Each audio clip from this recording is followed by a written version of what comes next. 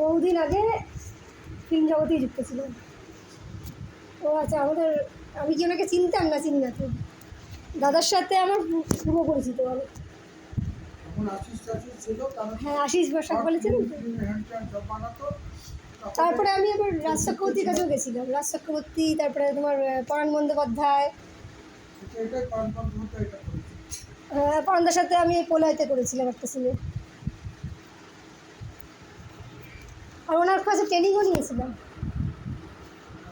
আচ্ছা, আমার একটা রিলস করে নিই একটু। আমি এখন আজকে এসেছি আমার পুরনো পরিচিত রুবি গাঙ্গুলি দাদার কাছে দেখা করতে, যিনি সিবিআইএসে প্রযুক্ত। অনেকদিন পর আমার তার সাথে দেখা।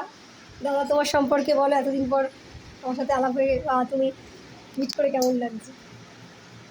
খুব ভালো লাগছে, আর সবাই ভালো থাকবে। আর মেন ব্যাপারটা হচ্ছে বহুদিনের পরিচিত আমার, অনেক স্বপ্ন নিয়ে চলতে থাকে সারাক্ষণ, এবং আগামী দিন যে জায়গাটায় দাঁড়িয়ে আছে তাতে মনে হয় সবারকেই আনন্দ দেওয়ার সাথে সাথে নিজেও আনন্দ থাকে।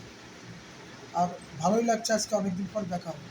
হ্যাঁ, আমি আজকে মানে ওনার সাথে দেখা করতে এসেছি।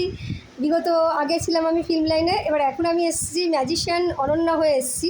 তো আই থিঙ্ক দ্যাট ওনাদেরকেও কিছু একটা প্রোগ্রামে কখনো আনন্দ দিতে পারবো, ওনাদেরকেও ম্যাজিক দেখাতে পারবো। তো এই সূত্রে এসেছি। দাদাও আমার দাদার দুটো প্রোডাকশান করেছেন হাউস, তাই তো? কিরণ ফিল্মস।